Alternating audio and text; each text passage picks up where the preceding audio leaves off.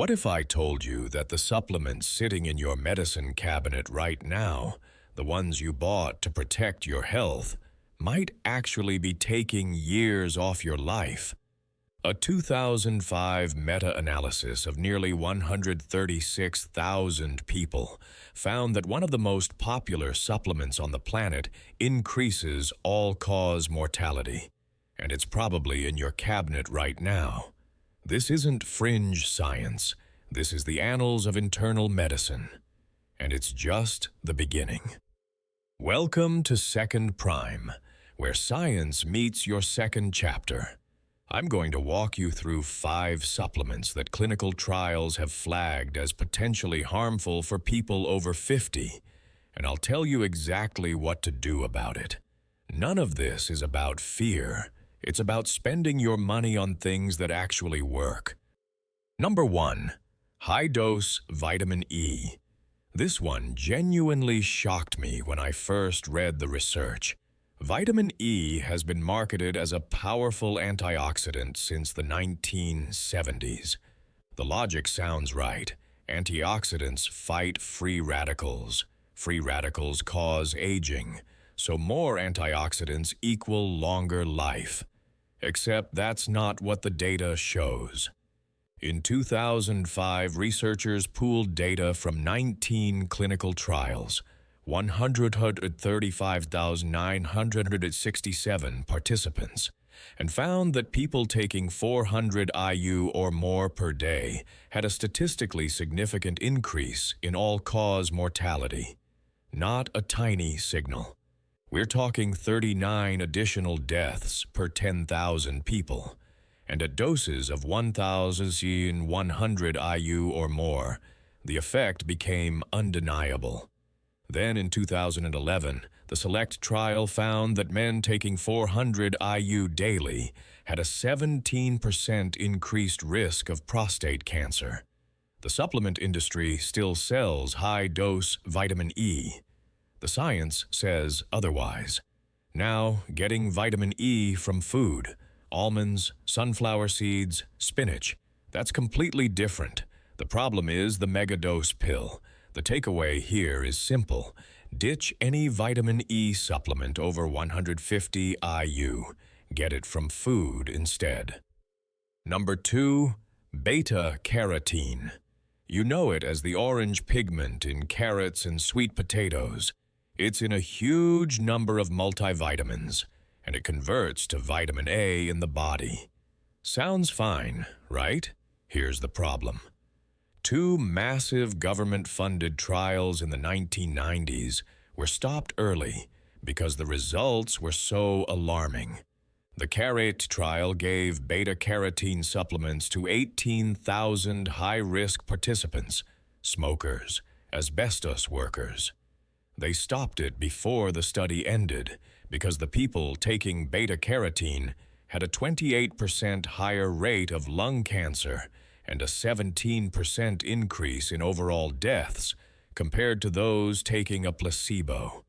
The ATBC trial in Finland found an 18% increase in lung cancer among smokers taking beta-carotene. Now, if you've never smoked, the risk appears lower, but a 2025 systematic review confirmed no protective benefit even in non-smokers. Here's the thing.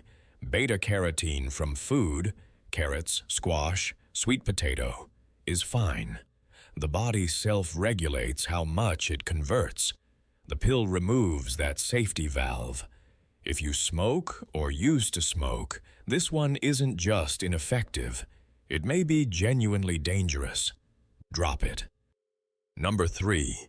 Calcium supplements. Let me say up front, your bones need calcium. That part is true. The problem is where you get it.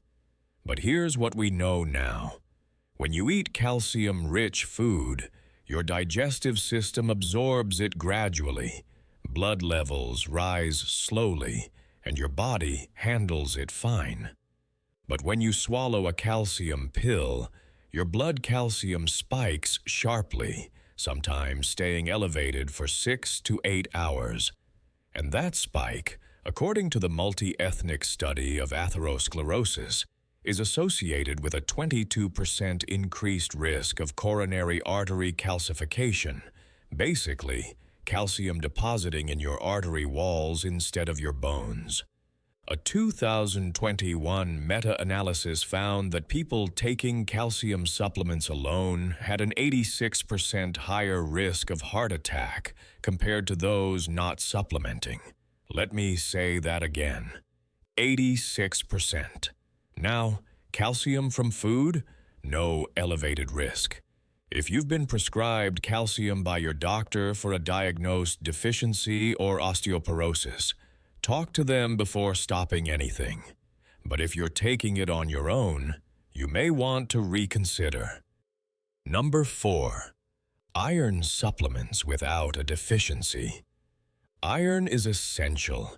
If you're anemic, iron supplements can literally save your life. But here's what happens when someone with normal iron levels starts supplementing anyway, which a lot of people do because they heard iron gives you energy. Excess iron isn't just stored harmlessly.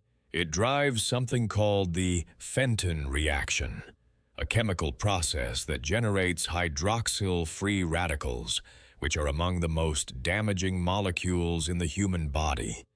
They oxidize your cell membranes, damage DNA, and accelerate aging at the cellular level. A 2025 study found that supplement-driven iron overload measurably accelerates phenotypic aging via inflammatory biomarkers. The liver, heart, and pancreas are especially vulnerable. There's a U-shaped curve here. Below 18 milligrams per day, iron is protective. Above it, from supplements specifically, the aging accelerates. The critical point is that dietary iron from meat and legumes doesn't carry this risk. The body regulates absorption from food. The pill bypasses that regulation. If you're over 50, especially a man or a post-menopausal woman, there's almost no reason to take iron supplements unless a blood test shows you're actually deficient. Get tested, not supplemented. Stay with me, because number 5 might be the most surprising one on this list, and I'm going to end with something positive, what you should actually be taking instead. If this is landing for you, hit that subscribe button. We publish new science-backed longevity content every Monday and Thursday. All right, let's keep going. Number 5, high-dose vitamin A. Not beta-carotene this time. I mean preformed vitamin A, or retinol. This is the form found in liver, animal products, and a huge number of multivitamins. The recommended daily amount is about 900 micrograms for men, 700 for women. The problem is that many popular supplements contain 3,000 to 10,000 IU or more, sitting well above the 40,500 IU threshold, where the research starts to get concerning. Here's what the evidence shows.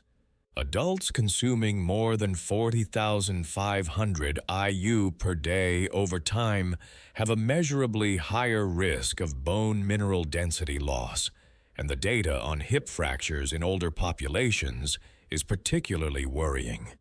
Your bones actually become more brittle, exactly the opposite of what most people are trying to achieve.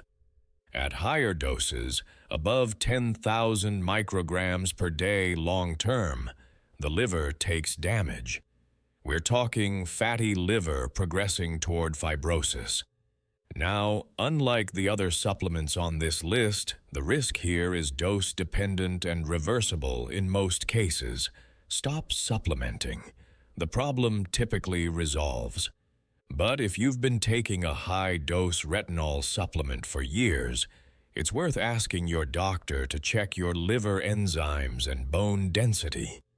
The irony is that vitamin A toxicity, hair loss, dry, scaly skin, aching joints, is often mistaken for aging itself. Before we get to what actually works, I want to flag a bonus issue that most people have never heard about, and I was genuinely skeptical the first time I came across it. High-dose antioxidant supplements, specifically Megadose vitamin C and E together, may be sabotaging your workouts. Here's the mechanism. When you exercise, your muscles generate a controlled burst of reactive oxygen species, free radicals. That sounds bad, but it's actually the signal your body uses to trigger adaptation. It's how exercise makes you stronger and builds new mitochondria. When you flood your system with antioxidants right before or after training, you neutralize those free radicals and blunt the adaptation signal. A 2014 study in the Journal of Physiology found that high-dose vitamin C and E supplementation suppressed the gene expression associated with mitochondrial biogenesis after endurance training. In plain English, the antioxidants were canceling out the benefits of the workout. For people over 50 who are exercising specifically to prevent muscle loss and build cardiovascular fitness, this is a real problem. The fix is simple. If you take vitamin C or E supplements, take them well away from your training window. And if you found that useful, a like really helps us reach more people. All right, let's end on something useful. Because the answer isn't to take nothing, it's to be precise. The supplements that actually have strong evidence behind them for people over 50 are a much shorter list. Vitamin D3, especially if you live north of Atlanta or rarely get sun.